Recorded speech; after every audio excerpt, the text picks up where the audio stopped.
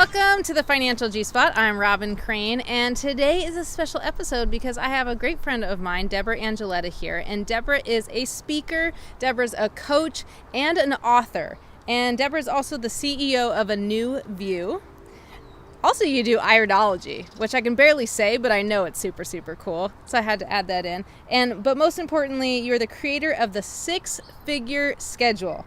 And you help coaches, consultants, and sales professionals streamline their schedule and skyrocket their profits to six figures and beyond. You're at the right place here on the Financial G-Spot, so thanks for coming.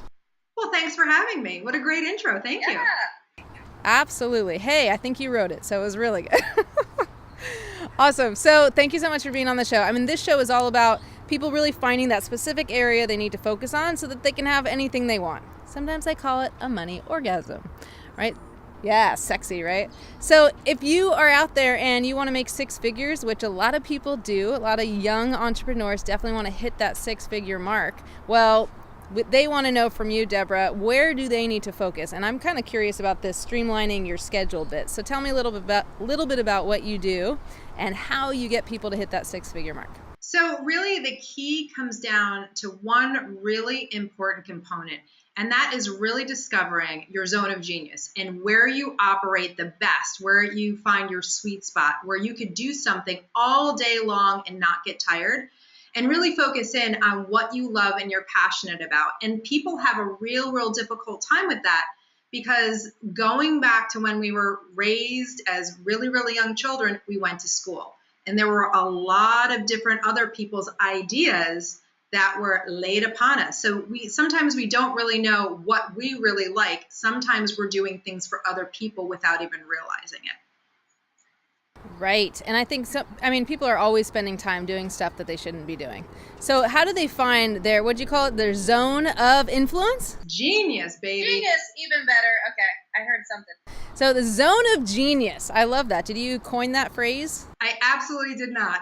Oh man, you should totally take credit. No one will know. It's cool. We'll keep it on the DL. Okay, so zone of genius. That's cool. So how do they find their zone of genius? Because I'm sure people know what they could do all day long, but they also feel like, okay, this is what I hear all the time, right? I don't have enough money to outsource the stuff I don't want to do. I'm just starting. Or maybe you've been in business for 10 years and you still are in the rat race. You still can barely pay the bills. So how are you supposed to outsource stuff that you know you shouldn't be doing when you're having those challenges? So it really starts with really understanding what is your genius archetype. And at the beginning of the programming, you had mentioned a tool that I use in my practice, and you said it beautifully, by the way. So congratulations. Yes. Thank you. Yeah, it's iridology. And without having to know a ton about iridology, it happens to be the study of the iris, which is the color part of your eye.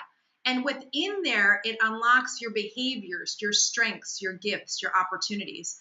So without having to learn what that is and how it works, what wound up happening was I wound up reading a lot of women's eyes when I was starting out in my business about 5 years ago. And what I discovered were behavior patterns.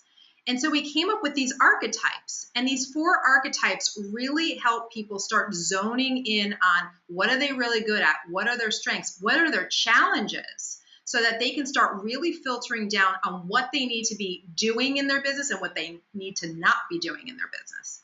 Right. And so how do you do that though? Let's say you assume, and I'm sure you're going to tell us the archetypes, which is cool. We're going to tease till the next segment for that. But let's assume like I can use myself as an example. I know I'm great at coaching. I know I'm great at speaking. I know I'm great at training.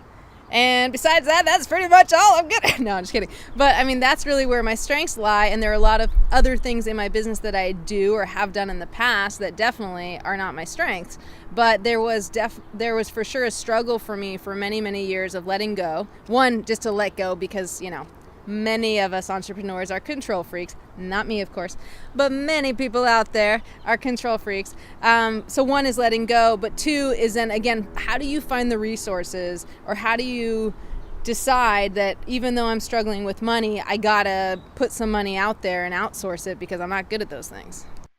So I think one of the really, really great gifts is that if money is not available and it's not available in abundance to get some things done in your business, this is where your creativity can really start creeping in.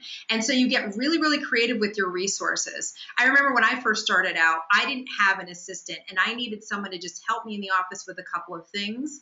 And I also had a young child at the time. So what did I do? I actually found a babysitter who would split her time between watching my daughter and helping me in my office. Now, that is a scrappy move, but it worked. And still to this day, what's so lovely is she's become my personal assistant. And every time I go out on the speaking circuit, she comes along with me. So that relationship, starting from that scrappy place, has grown as my business has grown.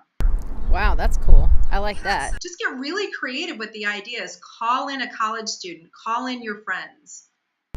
Awesome. Thank you. So do you want to start and give us one of the archetypes before we get to the break, just to get us started and excited about it? Sure. Do you want to know what archetype you are? Sure.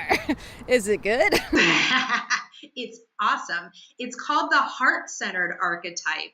Oh, I feel like that's the best compliment I've gotten all day. Thank you. That's Good. Right? Hey, There's Robin. Right there. Yay. So how did you know that? And then tell me tell me in like 10 seconds, just like one tidbit, and then we're going to go to a break. I'm going to sign up. And I can tell you're a heart-centered entrepreneur because you're doing video. And most people don't do video unless they love connecting one-on-one and in person and wanting to go deep. That's why you're the heart-centered. Yes, that was awesome. Okay, cool. So you're watching the Financial G-Spot, and I just wanted to say, because I forgot to mention, that I'm in the backyard here. I thought it would be nice and different to do something just outside because the weather is finally nice. It's not snowing. I did one other episode outside, and it was in the snow with my husband. So this is a little change here, and you can see in the background, this is just my backyard. So welcome to my backyard. Welcome to my home. I'm not coming from my jacuzzi because that would be awkward, but who knows? Maybe we'll go crazy one time. And we'll see you after the break. More about the archetypes.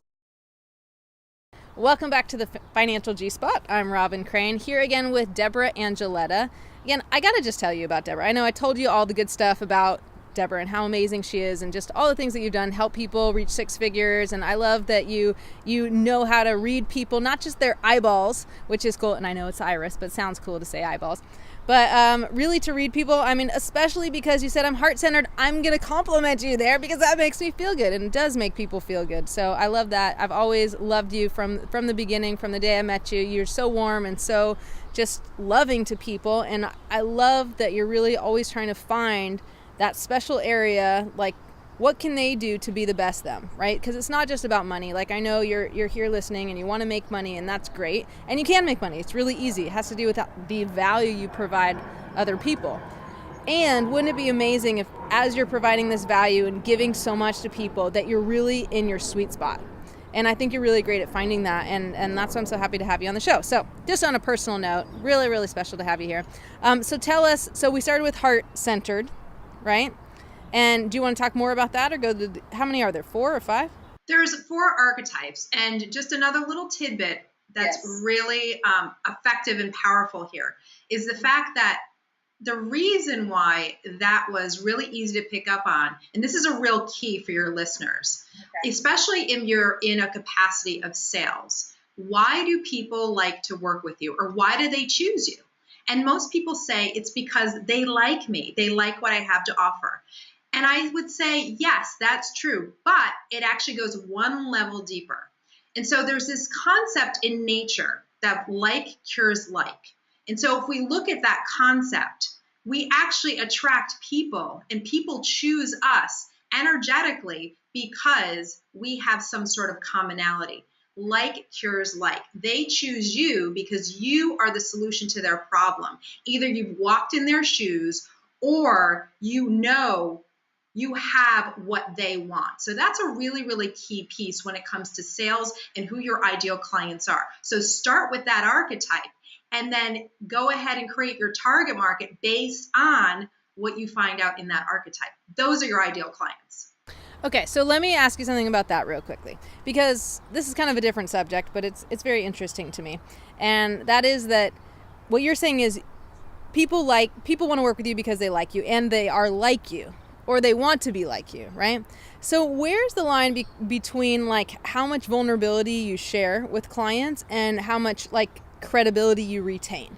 Because I feel like I'm such an open person. I'm like such an open book. Like when my clients, I mean, they invest a lot of money working with me, and I don't take that lightly. You know, I find like I become their friends. I love them because I want them so badly to succeed. And I know they're investing a lot, and they have, it's not in me, it's really investing in them, but they're putting a lot of money forth to get the result that they want. So I take that very, very seriously. And because of that, I think I don't want to be like this, you know, above them, like I'm better than you. And so I kind of tend to just like relax and be vulnerable and just like totally serve.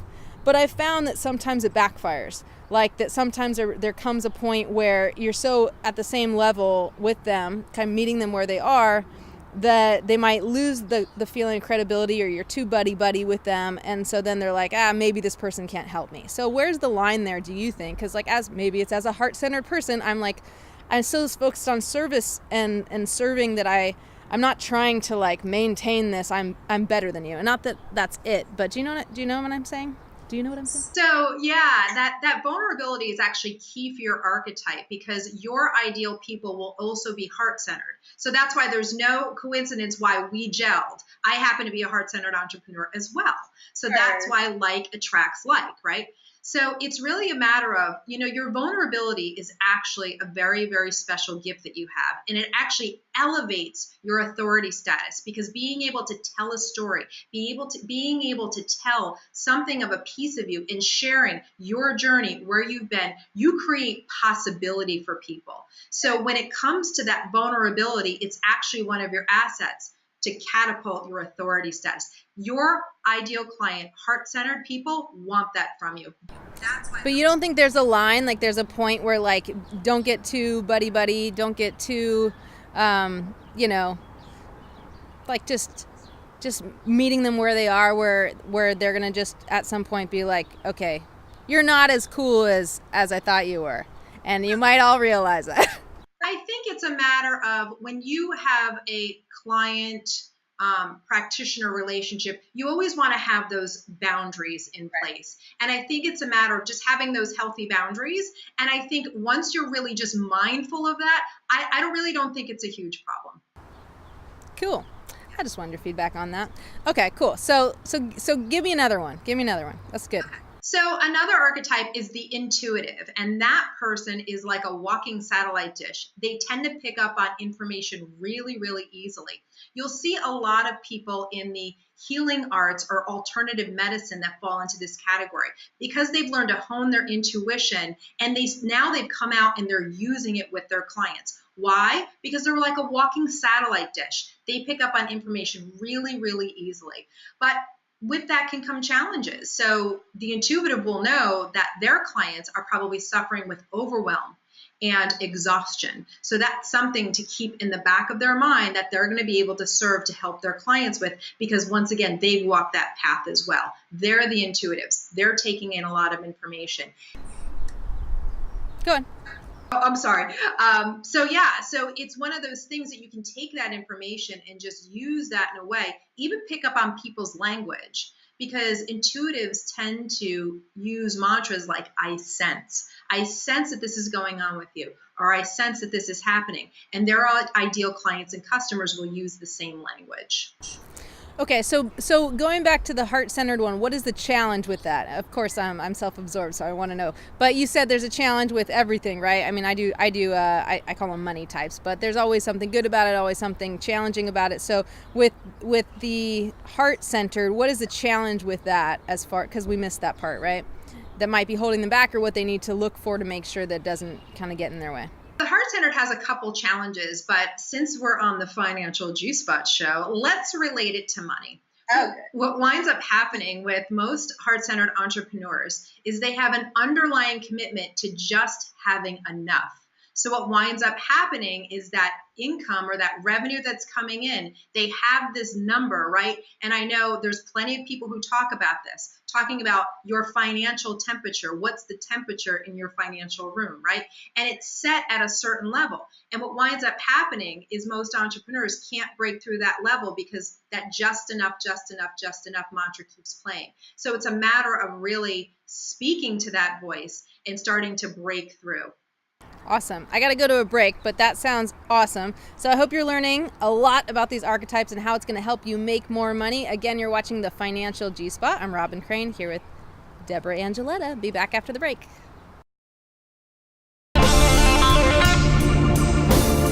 Welcome back. You're watching the Financial G-Spot on the Whatever It Takes Network here in my backyard, having a nice conversation with my friend Debra Angilletta, who is so awesome. She helps people break the six-figure mark and beyond.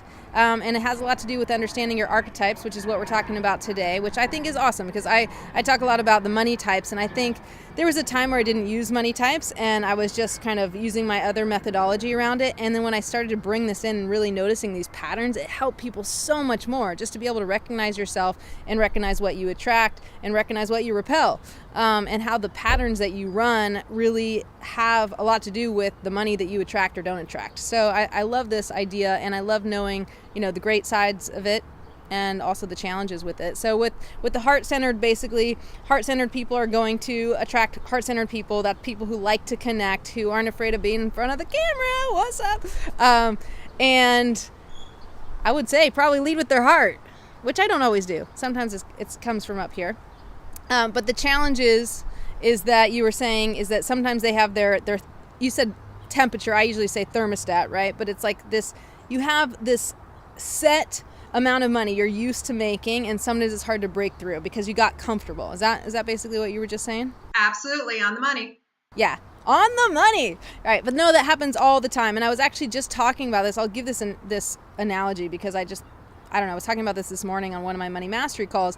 And when you have this thermostat set, because one way to kind of counterbalance this is that you need to take action, and you need to keep conditioning these new behaviors. So I was talking about like an analogy where if, let's assume you're in the corner of a room and you have this big rubber band around your stomach, right? And I go up to you and I start kind of like, I grab that rubber band and I pull it all the way across the other room, like I'm gonna change you going from, let's say you're making $1,000 a month to go to $10,000 a month, right? That's a big stretch for you. And if I pull that rubber band all the way across the room and then I let go, it's gonna snap and get you, right? And hurt, right? And so that happens a lot of times to people when they have their financial thermostat set at a certain point, and then they say, no, it's, enough is enough. I'm going to go take action. And then they take serious action, but then what happens? They sabotage, right? And part of the reason they do that is because they haven't stretched, they haven't really gone outside their comfort zone and then conditioned the pattern over and over again.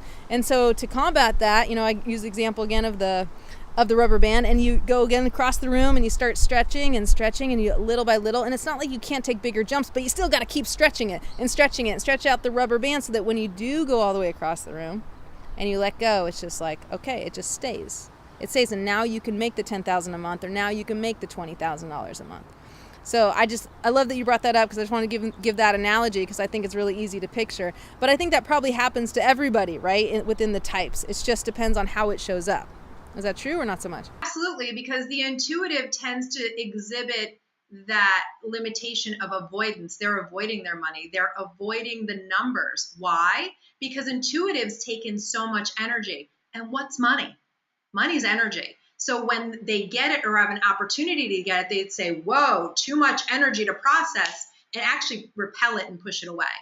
So what's really interesting is that, you touched on a really, really significant point. And I think that even just going one step further to say, all right, when do you find yourself breaking free from your financial set point?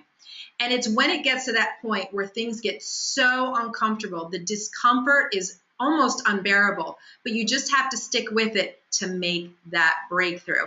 And it can show up in getting sick, in having headaches. It's going to show up in really, really weird ways where you may be in bed for 3 days. So you're really hitting up against that financial set point, but stick with it, right? Because that's where your breakthrough is so, so close. So that is like the telltale sign when these things happen. That's awesome. And I think that is really huge because most people do give up. It's like there's all this tension, friction. Oh my goodness, this isn't working. All these things seem to go wrong. And you're like, I'm doing what I'm supposed to be doing. What's going on? Oh no, I guess I'll just give up. It's not working. And they're like this close, right? You just got to keep pushing through that. And then I've heard it as you hit the pop, right? It's like you pop through and you pop through to the other side. So it's going to come up for you. You're going to want to quit. You're going to want to give up. You're going to want to like pull back, and maybe it's going to show up physically, or maybe it's going to show up mentally, or maybe it's going to show up with you just being like, oh, this isn't working. But you got to keep pushing through. So you hit that, because that's how you get to the next level. Absolutely. So give us the last, go ahead, but if you had something to add, but give us the last two before we hang up. We got like 4 minutes. We got time. That's a long time in showbiz. So the last two, the third archetype is the angel archetype. And these people tend to be academics, people who are in the caretaking field, doctors, nurses, therapists. So these people are the rock. These are the people that you want around in emergency situations because they are cool as a cucumber. But the other strength that they have is they are really, when it comes to that saying of Gandhi, be the change you want to see in the world, they are the pillar of change. So what their strength is and what they do well is they're ultimate influencers. So anything they do, people are watching them. And they're great storytellers. So really that's the ace in their back pocket. Storytell in any situation. It could be your situation or a client situation, because your audience or your ideal clients love to connect with stories. So when it comes to the financial challenge, let me tell you, angels are awesome. You want to be hanging out, girls' night out with the angel. Why? Because they're the one buying the drinks at the bar. So they're big spenders. So they tend to have that money type. So that's how the angel works. Oh, awesome. You know what's hilarious? And then what? So I got a plane going on here. Hey, I'm busy. No, what was the last thing you said? Can you reroute that thing, please? Excuse me, we're filming a show here, so this is real. This is real life for you. So what was the last thing you said? I was going to say something, but the last thing I missed. Oh, I was just going to go on to the last archetype, but if you had something around the angel, please dive in. Oh, no, all I was going to say is that just I think is really interesting is that your archetypes just sound so awesome. Like, I'm like, oh man, I want to be the angel. I want to be the intuitive. I want to be the heart-centered. Like, all of them sound so positive, which is funny because mine are kind of the opposite, which is like, I got spendthrift Sally, and I focus on, spendthrift Sally, spends a lot of money, spend. I feel bad about myself, so I go and spend. And then I have cheap Chip, obviously I purposefully use kind of a negative connotation around my money type so that people will want to change. And it's never about changing who they are. It's about changing the patterns. But it's kind of like what you said as far as when people start to get these physical pain, or like the only way they really push through is if it's so painful to stay where they are so that they have to. And so I try to create the pain and create the leverage so it feels worse than it even is, because most people will say, oh, it's okay. It's fine. I'm okay. I'm fine. It's not that bad. So I have $40,000 in debt. It's not that bad, right? And so I try to get leverage so that they shift. But I think what I like about yours is that it really makes you appreciate who you are, and that like there's always good around everything. And then it's just like, how can I use this to my advantage and notice that there are inherently some challenges, and so I can again like break through those challenges. So it's cool. It's like we have both sides. We're a good team. All right, anything to add? And then the last one, of course. Yeah, just the last archetype, just to share with your audience, is the innovator. Now picture Speedy Gonzalez. This person's going 1,000,000 miles an hour, big mover and shaker. And they're the idea person. So they're the true innovator CEO type, right? So they're always the visionary, seeing ahead. And sometimes they come up with ideas that maybe the world isn't ready for yet. So we call those trans forecasters. So they have ideas way, way, way out there. And maybe people just aren't ready for it yet. So what's interesting about the innovator is that they're going at such a fast pace that they tend to have a ton of ideas, but they lack on implementation. And that's where they need to surround themselves for support. So the key to that archetype is support. So if you're that type, your ideal clients are going to deal with lack of support. Now, when you look at a money type for the innovator, I think it falls in that cheap chip category because they're very, very conservative. They're penny pinchers. They're always trying to save. But the thing is that those particular people really need support. Not only do they need support, like the babysitter down the street probably won't work for them because their level of expectation is really, really high. They have to hire experts in order to feel comfortable and up-level that trust factor to make sure the implementation and the support system happens. Wow, that's really interesting. Yeah, I have another. See, what I was thinking it was when I heard that was the other money type I have, or one of them, is delusional Dan. Because delusional Dan is like this big thinker, very innovative, very big ideas, and also same challenges that he doesn't always follow through with these big ideas. But what's really cool is that I think like your archetypes and my money types kind of like you can learn different things from each of them, and that maybe two of my money types coincide with one of your, I don't know, but like there's always an overlap. And my guess is that even with the archetypes, you can understand like this is my pattern, this is who I typically, can identify with, but you can see pieces of yourself in each of them, would be my guess. Is that true? Absolutely. I mean, you could take out little pieces from each archetype and say, oh, I'm a little bit of this, a little bit of that. The cream is going to rise to the top in one particular archetype. And I think, really just, the definitions are all well and good. But I think when somebody can read your archetypes or whether it's my archetype, if they can raise their hand and say, yeah, that sounds like me. Now you've made a connection. Now they understand better who they are, what their strengths are, and what they need to work on. And then in turn, especially for business owners that are watching this, it gives you a better idea of who your ideal clients are, how you can serve at a high level, and have a six-figure business at the same time. Awesome. Well, I know your little monster's coming in soon, and she's an adorable little monster because she's played with my little monster, Ava. So before I kind of want to see her, but we'll kind of keep her out of the show maybe, unless she hops in at the last second. Is there anything that you want to give away or lead them to your website so they can find you? I know you like to give free stuff away, and I'm sure there's something they can get on the archetypes, a little more information you got, or I didn't prepare you for that, but figured I'd ask. Yeah, that's okay. If your listeners want to know more about the archetypes and even find out what their archetype is, We've got a great resource for them. So if they pop on over to the website, anewviewllc.com, you'll see it right there on the page. Just go ahead and click on your free resource, and it's called the Genius Zone Guide, and we'll get that out to you. Genius Zone Guide. Yeah. Is that one trademark? No. If you switch the words around, you might be able to put, coin the term.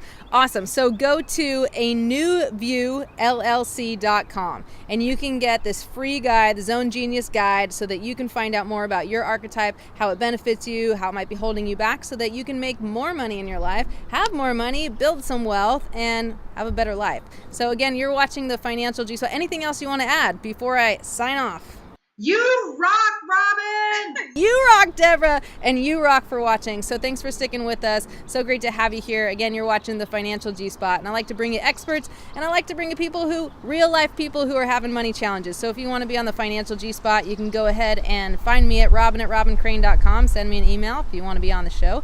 And again, thanks for watching. This is the Whatever It Takes Network. So I hope you're willing to do whatever it takes so you can find your Financial G-Spot. Thanks again.